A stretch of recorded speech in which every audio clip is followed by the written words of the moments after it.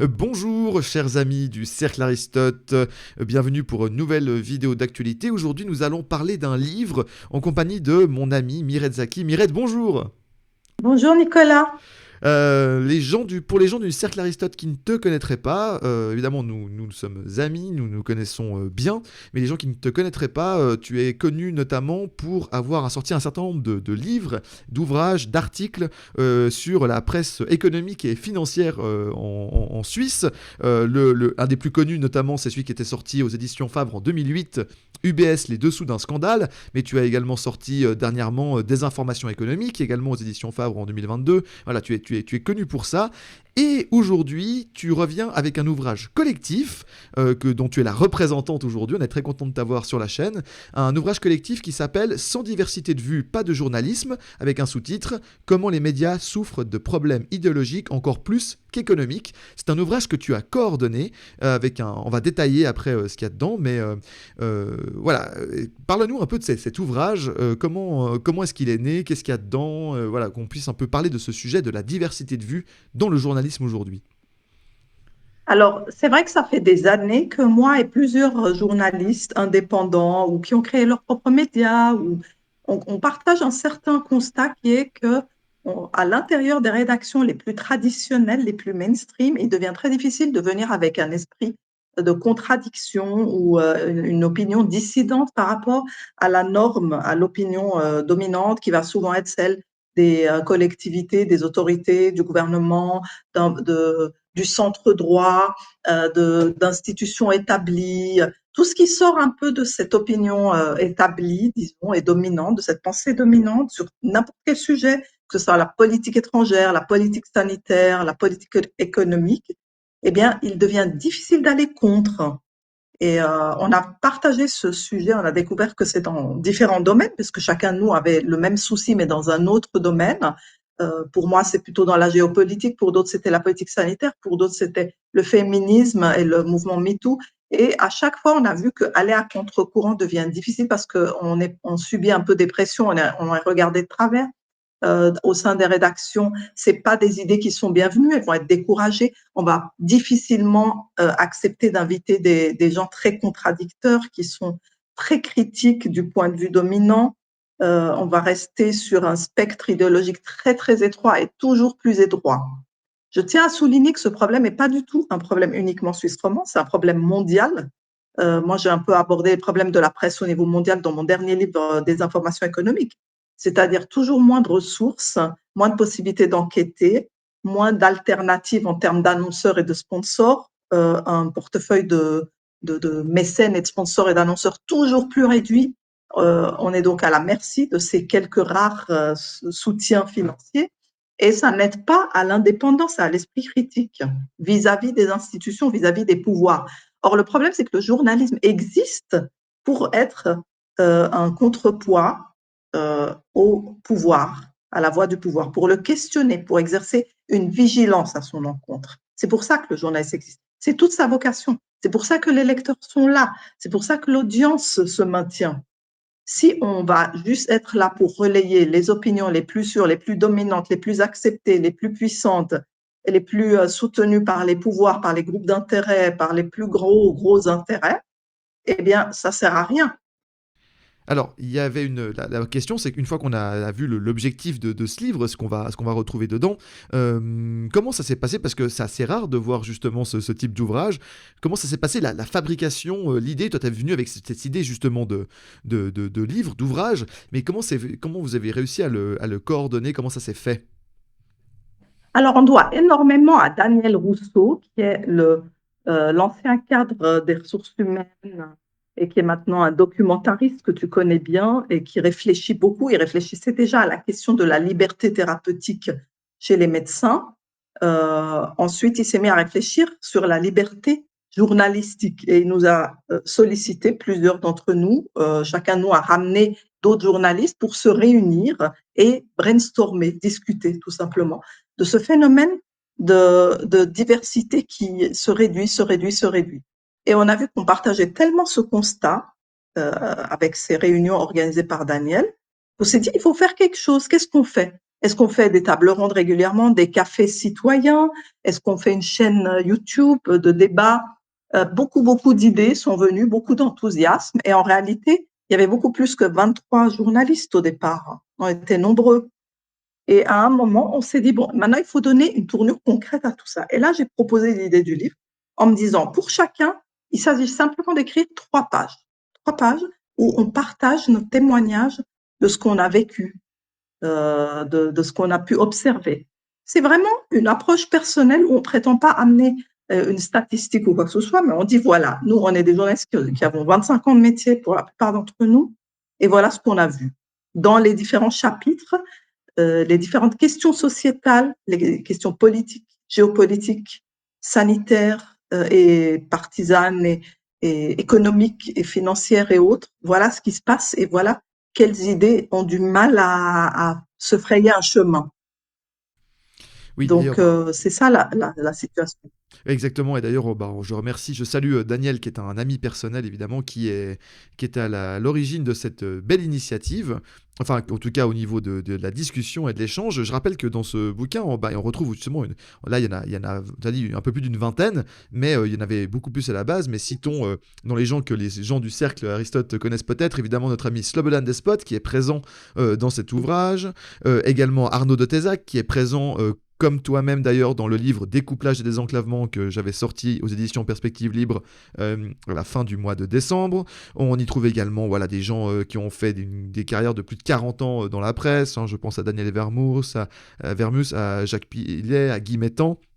Également, saluons notre ami Raphaël Pommet du journal Le Peuple. Enfin voilà, c'est des médias, ce qui est très intéressant, c'est que des médias très diversifiés. On a Martin Bernard de la chaîne Antithèse sur YouTube. Enfin voilà, on a des gens qui sont sur Internet, qui sont sur des blogs. On a des gens qui ont été dans la presse écrite, des gens qui ont été dans la radio, des gens qui ont... Donc c'est extrêmement varié.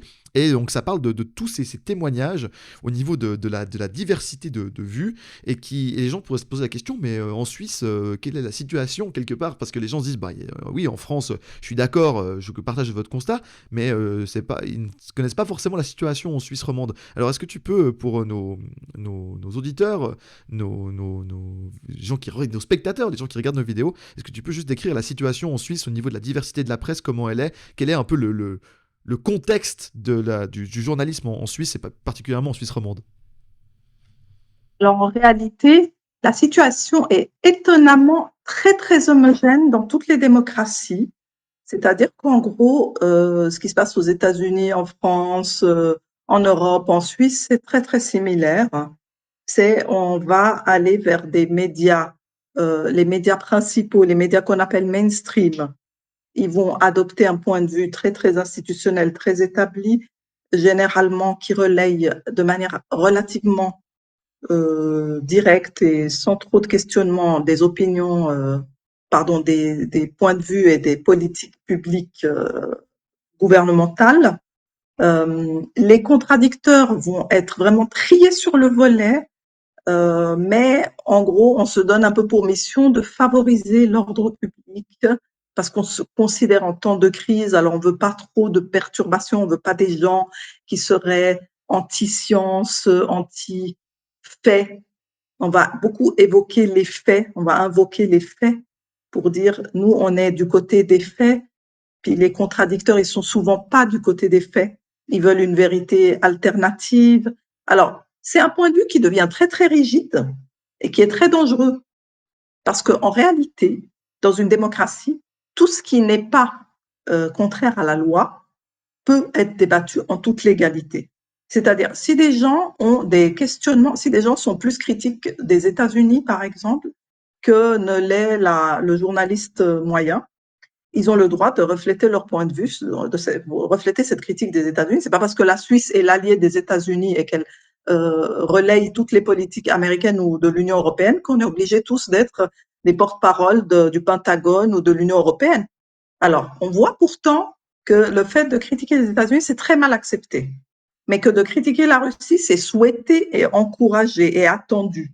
Donc, on voit ces biais idéologiques qui s'imposent, que ce soit dans des rédactions ici ou ailleurs, c'est exactement pareil.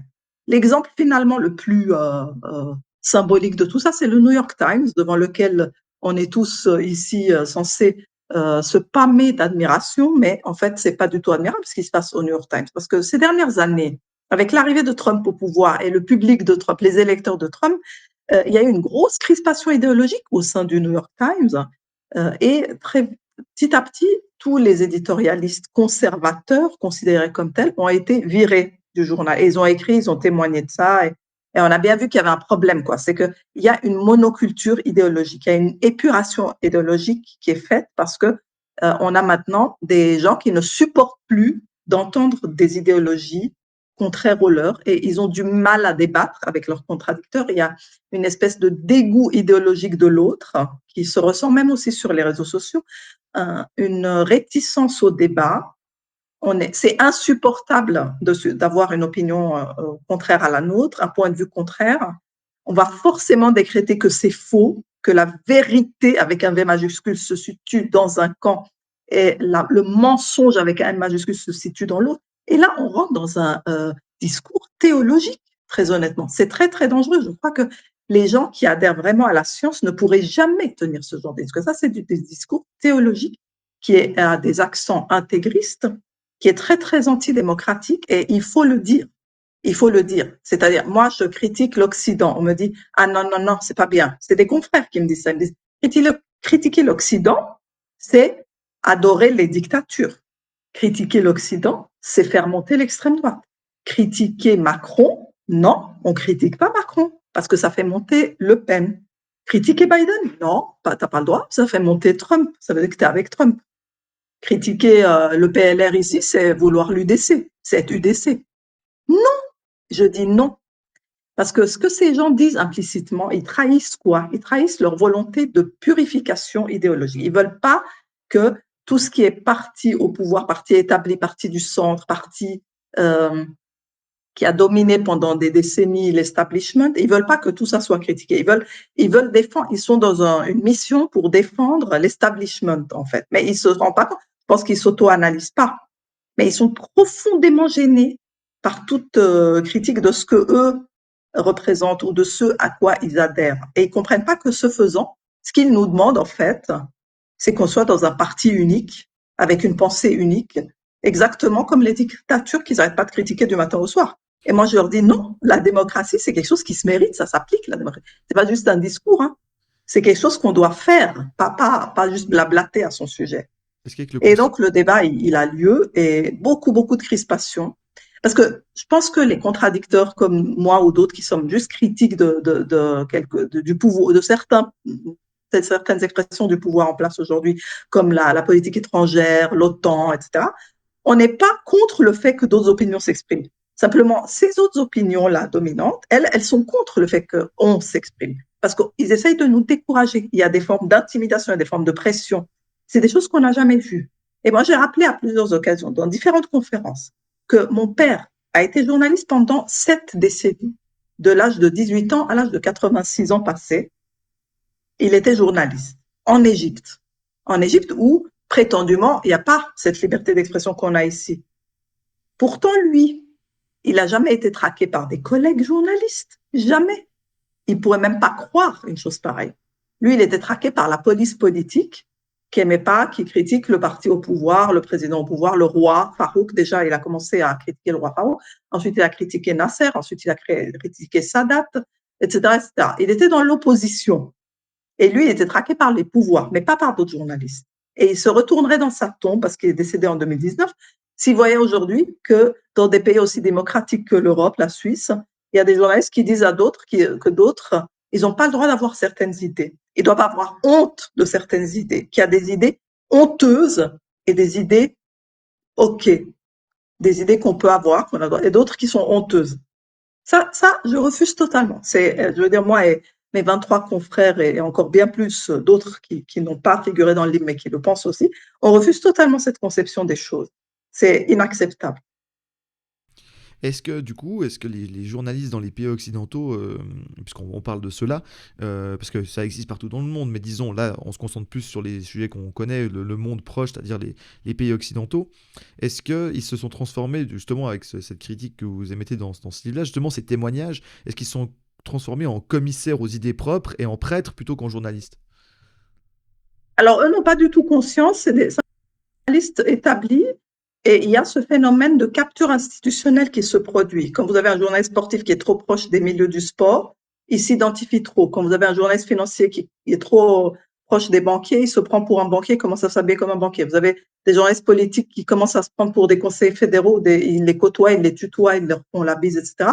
Ça, de toute façon, c'est mauvais, mais c'est une dérive, disons, qui a toujours été sous contrôle et le métier a toujours pu garder sa crédibilité. Aujourd'hui, on a l'essor d'un autre phénomène qui s'appelle la communication, qui est en train de devenir le nouveau journalisme, malheureusement, parce qu'il y a beaucoup de moyens. Les communicants ont des moyens, les entreprises qui communiquent ont des moyens, les institutions, les organisations, les fondations, les partis politiques, ils ont des moyens énormes de communication, mais les rédactions journalistiques classiques, traditionnelles, elles n'ont pas les mêmes moyens. Donc, la culture de la com, c'est une culture, c'est un état d'esprit, la com. Ça se propage un peu.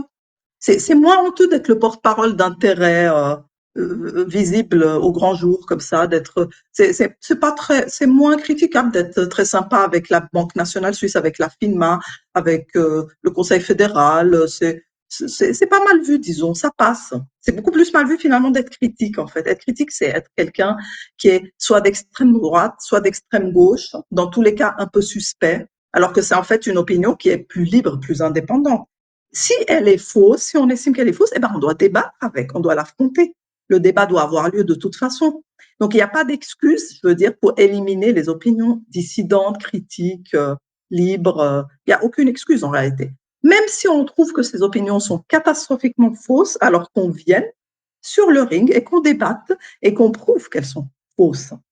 Mais de simplement les refuser, vouloir les éjecter, les blacklister, ne pas les faire figurer, les censurer, ça c'est inacceptable en démocratie. Après ça, on ne peut pas du tout parler de démocratie, on ne peut pas aller donner des leçons au reste du monde, et encore moins à ceux qui nous critiquent, on ne peut pas donner des leçons de démocratie. Je veux dire, et c'est les gens qui parlent de démocratie tout le temps qui font ça, qui n'aiment pas les opinions dérangeantes.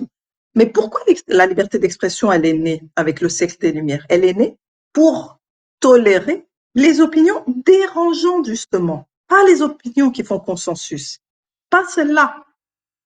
La liberté d'expression est là pour défendre les opinions les plus dérangeantes. Tant qu'elles ne violent pas la loi, elles sont couvertes et défendues par la liberté d'expression. Elles ont voix au chapitre. Mais il y a une raison beaucoup plus importante encore pourquoi ces opinions doivent figurer. Parce qu'elles reflètent la pluralité, la totalité du spectre des opinions des lecteurs et des téléspectateurs dans toute sa richesse. C'est-à-dire, si je suis un média aujourd'hui, je suis censée refléter toute cette palette d'opinions. Je ne peux pas me contenter d'un spectre très très étroit, minuscule, d'une seule opinion admise et expliquer à quel point toutes les autres opinions sont dégueulasses. Ça, je ne peux pas faire ça. Je ne peux pas être un média et faire ça. Je suis au service de mes lecteurs. Ce n'est pas mes lecteurs qui sont à mon service et moi qui leur explique la vérité. Je ne suis pas dans une église et je ne suis pas en train de leur prêcher la vérité. Je suis à leur service. Je dois être leur miroir, le reflet de la pluralité de leurs opinions et de leurs idéologies les plus diverses. Et je dois amener des gens pour débattre, des gens de tous les extrêmes, de toutes les limites de ce spectre idéologique et les mettre ensemble et les faire débattre. Et ça, c'est mon rôle de média, c'est de faire le débat. Pourquoi? Parce que quand le lecteur ou le téléspectateur il regarde un débat bien polarisé, ça l'aide énormément à se forger une opinion. Il va trouver son opinion quelque part au milieu de ces deux prises de position. C'est comme ça qu'on se forge une opinion. C'est grâce au débat. Le débat, c'est le sel de la démocratie, le cœur de la démocratie. On ne peut pas vivre sans lui. Et sans lui, on ne peut pas prétendre à être en démocratie. Présenter une seule doctrine dans tous les domaines, ça c'est la politique sanitaire qu'il faut, ça c'est la géopolitique qu'il faut, la politique étrangère qu'il faut, ça c'est les puissances qu'on aime, ça c'est les puissances qu'on n'aime pas, ça c'est la seule définition possible de la neutralité suisse, ça c'est ça. Non, non, ça n'existe pas. Ça n'existe pas. On ne peut pas décréter des dogmes et prétendre qu'on est en démocratie. C'est indéfendable. Ce que les Américains appellent le storytelling, hein, donc la création du narratif, de certains narratifs, a pris le pas aujourd'hui sur l'information et l'analyse, on va dire, avec des opinions qui peuvent être argumentées.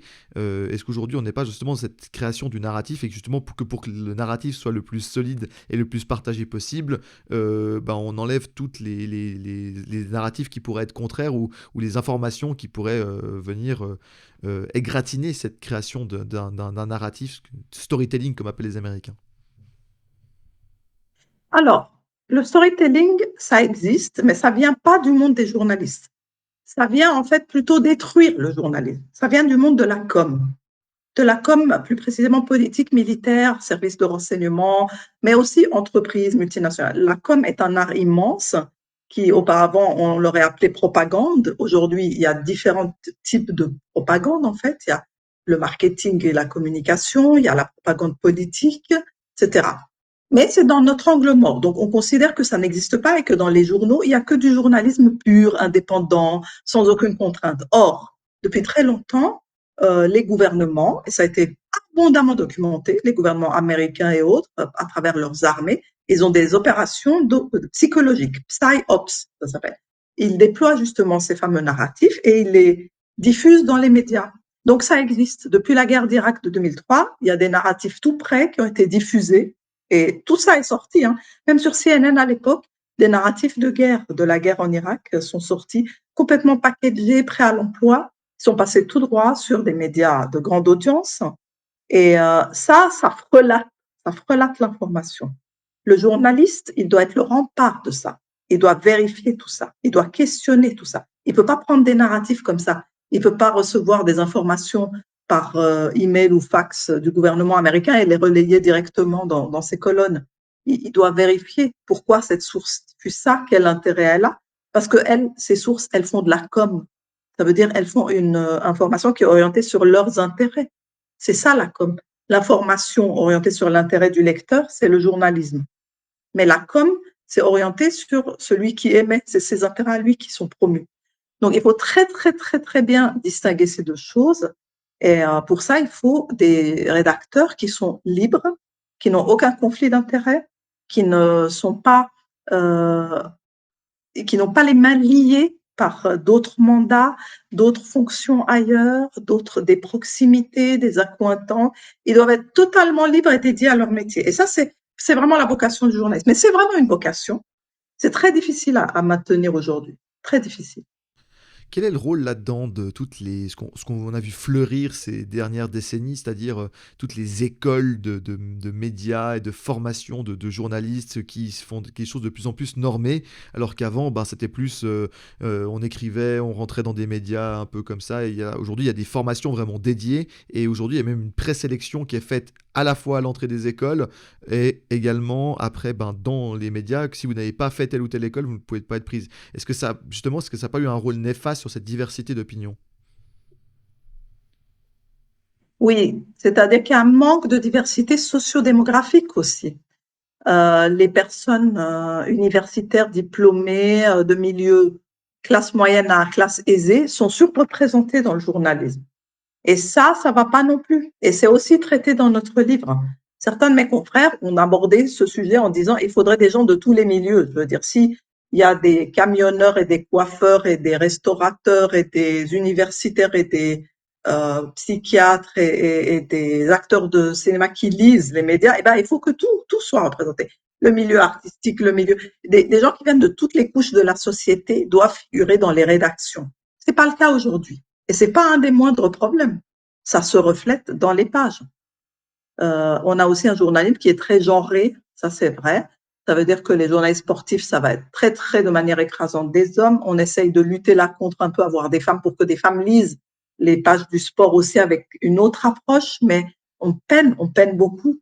On peine à amener la diversité sur tous les plans, sociodémographique, de genre, économique, idéologique. C'est vraiment un problème d'homogénéité fort. Fort.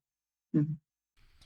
Autre souci qu'on n'a pas parlé, mais que tu connais aussi très bien, c'est l'aspect financier, c'est-à-dire que aujourd'hui il y a des médias, d'ailleurs c'est une partie du sous-titre, hein, ils souffrent plus de problèmes idéologiques encore plus que de problèmes économiques. On en a parlé des problèmes idéologiques. Est-ce qu'on peut également parler des problèmes économiques qui touchent, enfin, il y a une crise monstrueuse dans le domaine des médias, notamment financiers, qui fait qu'aujourd'hui la plupart des médias en Suisse sont détenus par deux ou trois grands groupes, quoi. Et en France, c'est par 9 ou 10 Oui, milliardaires, même, quoi. alors, c'est ça. Il y a une très très forte concentration des médias en main de quelques intérêts, que ce soit deux gros éditeurs ici en Suisse ou quelques milliardaires qui se comptent sur les doigts d'une main ou deux en France. Ça, c'est aussi très, très mauvais pour la liberté de cette presse qui se retrouve finalement otage toujours des mêmes financements, les mêmes intérêts et n'a pas, euh, on ne peut pas avoir un écosystème médiatique varié avec des médias qui sont un peu des représentants de toutes les voix de la société. On n'a pas ça. On a une forte homogénéité parce que si j'appartiens à un tel gros éditeur ou tel gros éditeur, finalement, ça devient très convergent ce qui est produit. C'est les mêmes points de vue, la même façon de faire. C'est Coca-Cola et Pepsi, quoi. C'est Migros et Coop. Donc, très peu de diversité à ce niveau-là. C'est des éditeurs ou des milliardaires ou des mécènes qui vont quand même beaucoup privilégier l'aspect rentabilité. Ça, c'est sûr. Il n'y a pas de mécènes qui vont dire chaque année, je vais mettre 10 millions pour renflouer un média. Ça n'existe pas. Ils veulent pas perdre tout cet argent. Ils mettent au début pendant 3, 4 ans et ensuite ils demandent à ce que le média s'autofinance. On peut même pas vraiment le leur reprocher d'ailleurs.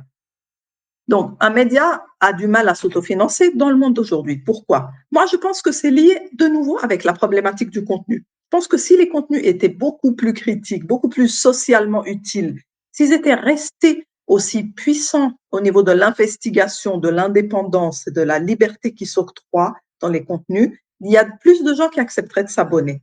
Mais aujourd'hui, de s'abonner sans avoir vraiment un bénéfice pour moi en tant que citoyenne, qui soit un contrepoids au pouvoir en place, qui m'avertissent de ce que je dois savoir démocratiquement en tant que citoyenne pour mes décisions de votation, d'investissement, d'épargne, pour mes décisions de vie finalement. Voilà à quel point le média doit m'être utile à moi pour que je m'abonne. Et donc, c'est mettre la barre très haut que de demander aux lecteurs de s'abonner aujourd'hui.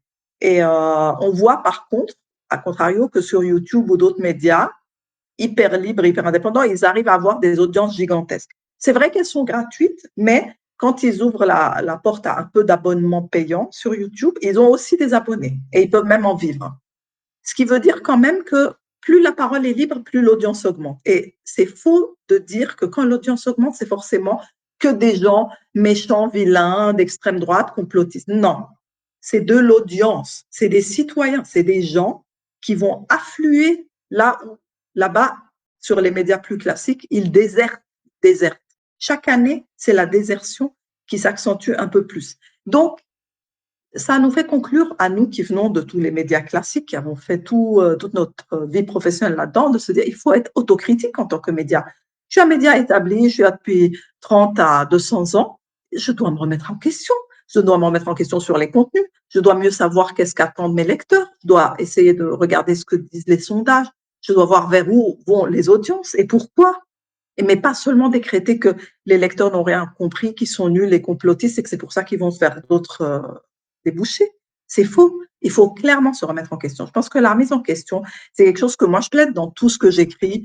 C'est aussi quelque chose que je plaide pour l'Occident. Et on m'explique que l'Occident, c'est génial, c'est magnifique et que je suis méchante et sadique de critiquer l'Occident. Mais non, parce qu'au contraire, si on est dans l'autocritique, on va s'améliorer. En tant que média, si je m'autocritique, je vais proposer des contenus beaucoup plus pertinents qui vont permettre de garder au moins l'audience que j'ai encore quelque temps. Si je suis l'Occident et que je m'autocritique, je vais pouvoir créer en moi les atouts de puissance qui vont me permettre de maintenir la suprématie demain. Donc non, l'autocritique, c'est pas du tout s'enfoncer et se suicider. C'est le bien l'inverse. C'est exactement l'inverse. Et aujourd'hui, on souffre d'une complaisance très forte, d'un manque de capacité d'autocritique, d'une défense très corporatiste, alors qu'on devrait mettre en place des changements. Des changements, c'est-à-dire amener beaucoup plus de diversité idéologique dans nos pages, permettre une vraie contradiction, permettre un vrai débat, permettre la présence de voix dissidentes, ne pas avoir peur, agir comme des médias, agir comme des journalistes, faire un peu d'investigation.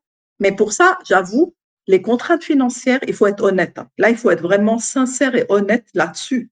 Les contraintes financières sont énormes parce qu'il faudrait quand même être très, très soutenu financièrement pour se permettre les enquêtes, l'esprit critique, l'investigation, d'être ce journal un peu rebelle et indépendant et impertinent. Il faut quand même soit avoir des financements, soit le faire bénévolement, mais dans tous les cas, ça coûte. Ben oui, ça coûte, ça c'est évident. Et j'ai envie encore d'ajouter une chose, c'est que les financements, parfois, ça suffit pas. C'est quand même une posture de l'esprit qui permet l'indépendance. Parce que si on prend l'exemple du canard enchaîné, le canard enchaîné a un trésor de guerre. Il est assis dessus, il est indépendant, personne ne menace son argent. Il a vraiment une fortune qui s'est créée au fil des ans, à laquelle personne ne touche. Elle appartient uniquement à la rédaction du canard enchaîné. C'est une très belle réussite, tout le monde en parle, mais quoi? Quel est le problème?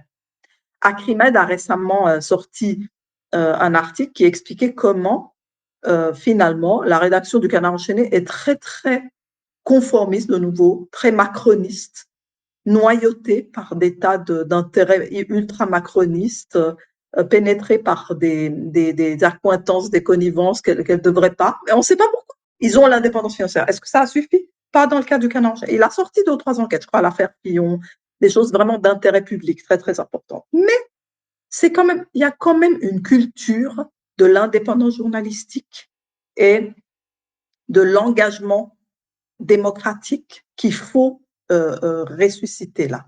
Il faut renouveler notre engagement envers cette liberté d'exercer le pluralisme des idées dans la plus pure tradition démocratique. Il faut absolument, et il y a urgence.